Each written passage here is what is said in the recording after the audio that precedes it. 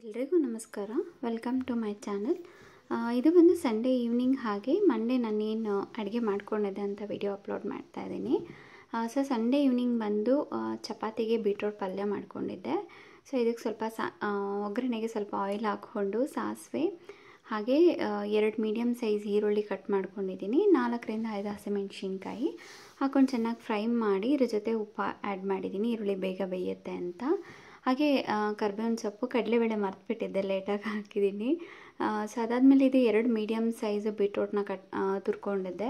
ಅದಾದಮೇಲೆ ಒಂದು 5ರಿಂದ 6 ಸ್ಪೂನಷ್ಟು ಕಾಯಿ ತುರಿ ಹಾಕ್ಕೊಂಡು ಚೆನ್ನಾಗಿ ಫ್ರೈ ಮಾಡಿದ್ರೆ ಒಂದು 10 to 15 ಮಿನಿಟ್ಸಲ್ಲಿ ನಿಮಗೆ ಬೀಟ್ರೋಟ್ ಪಲ್ಯ ರೆಡಿ ಆಗುತ್ತೆ.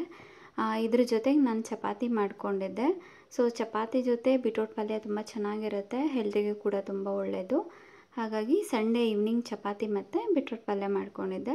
ಸೊ ಮಂಡೇ ಮಾರ್ನಿಂಗ್ ಬಂದು ಹೆಸರು ಕಾಳು ನೆನೆಸಿದ್ದೆ, ಹಾಗಾಗಿ ಇದೊಂದು ಸ್ಯಾಲಡ್ ಮಾಡೋಣ ಅಂತ ಒಂದು ಸ್ವಲ್ಪ ಹೆಸರು ಕಾಳಿಗೆ ಅರ್ಧ ಈರುಳ್ಳಿ ಕಟ್ ಮಾಡ್ಕೊಂಡಿದ್ದೀನಿ, ಹಾಗೆ ಒಂದು ಹಸಿಮೆಣಸಿನ್ಕಾಯಿ, ಒಂದು 2-3 ಸ್ಪೂನಷ್ಟು ಕಾಯಿ ತುರಿ. ಇದನ್ನು ನಾನು ಬ್ರೇಕ್ಫಾಸ್ಟಾಗಿ ಮಾಡ್ಕೊಂಡಿದ್ದಿದ್ದೆ ಇವತ್ತು. ಹಾಗೆ ಇದ್ರ ಜೊತೆ ನಾನು ನಿನ್ನೆ ಒಂದು ಪೌಡ್ರ್ ಮಾಡಿ ಅಪ್ಲೋಡ್ ಮಾಡಿದ್ದೆ, ಡ್ರೈ ಫ್ರೂಟ್ಸ್ ಪೌಡರ್ ಅಂತ. ಸೊ ಅದ್ರ ಜೊತೆ ಒಂದು ಗ್ಲಾಸ್ ಹಾಲು ಜೊತೆ ನಾನು ಇದನ್ನು ತೊಗೊಂಡಿದ್ದೆ. ಸೊ ಇದು ನನ್ನ ಇವತ್ತಿನ ಬ್ರೇಕ್ಫಾಸ್ಟು. ಸೊ ಇದನ್ನೆಲ್ಲ ಮುಗಿಸ್ಕೊಂಡು ಆಫೀಸ್ಗೆ ಹೋಗಿ, ನನ್ನ ಆಫೀಸ್ ಟೈಮಿಂಗ್ಸ್ ಬಂದು 9:30 to 6. ಸೊ ಇದು ನನ್ನ ವರ್ಕಿಂಗ್ ಪ್ಲೇಸ್. ಸೊ ಇದು ನನ್ನ ಪುಟ್ಟಗನಪ್ಪ. ಸೊ ಈ ವರ್ಕೆಲ್ಲ ಮುಗಿಸ್ಕೊಂಡು ಈವ್ನಿಂಗ್ ಸ್ವಲ್ಪ ತರಕಾರಿ ಬೇಕಿತ್ತು ಮನೆಗೆ. ಸೊ ಇದಿಷ್ಟು ನಾನು ತೊಗೊಂಡು ಬಂದು ಆಮೇಲೆ ಒಂದು ಸ್ವಲ್ಪ ಟೀ ಮಾಡ್ಕೊಂಡು ಕುಡಿದೆ. ಇದಾದಮೇಲೆ ಸಾಂಬಾರು ಮಾಡೋಣ ಅಂತ ಸೊ ಅದನ್ನು ತೋರಿಸ್ತಾ ಇದ್ದೀನಿ ನಿಮಗೆ. ಸೊ ಬೆಂಡೆಕಾಯಿ ಸಾಂಬಾರು ಮಾಡ್ತಾಯಿದ್ದೀನಿ. ಇದನ್ನು ಮೀಡಿಯಮ್ ಸೈಜಾಗಿ ಕಟ್ ಮಾಡ್ಕೊಬೇಕು. ಇಲ್ಲಿ ನಾನು ಆಲ್ಮೋಸ್ಟ್ ಒನ್ ಟೈಮಿಗೆ ಮಾಡ್ತಿರೋದ್ರಿಂದ ನಾನು ಜಸ್ಟ್ 1/4 kg ಬೆಂಡೆಕಾಯಿ ತೊಗೊಂಡು ಬಂದಿರೋದು. ಸೊ ಇದು 1 ಟೈಮ್ಗೆ ಒಂದು 3 ಮೆಂಬರ್ಸಿಗೆ ಸಾಕಾಗುತ್ತೆ. ಸೊ ಇದನ್ನ ಹೇಗೆ ಮಾಡೋದು ನೋಡೋಣ ನೋಡಿ. 1-2 ಸ್ಪೂನಷ್ಟು ನಾನು ಆಯಿಲ್ ಹಾಕ್ಕೊಂಡಿದ್ದೀನಿ. ಸೊ ಬೆಂಡೆಕಾಯಿನ ಒಂದು 5 to 10 ಮಿನಿಟ್ಸು ರೋಸ್ಟ್ ಮಾಡ್ಕೋಬೇಕಾಗತ್ತೆ.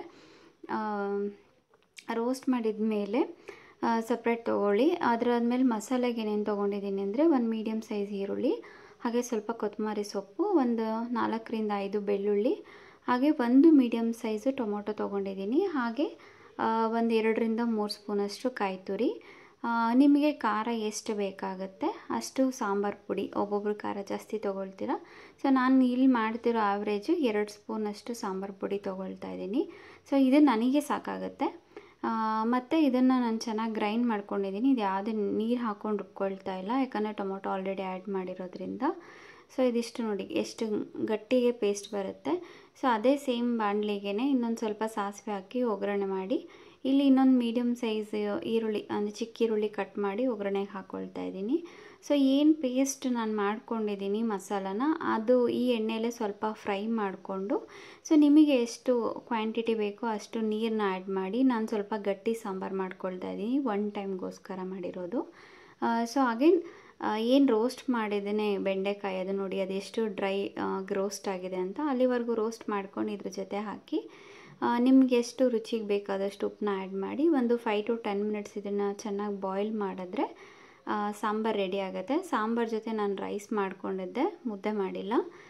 ಸೊ ಈ ವಿಡಿಯೋ ನಿಮ್ಗೆ ಇಷ್ಟ ಆದರೆ ಪ್ಲೀಸ್ ನನ್ನ ಚಾನಲ್ನ ಸಬ್ಸ್ಕ್ರೈಬ್ ಮಾಡಿ. Thank you.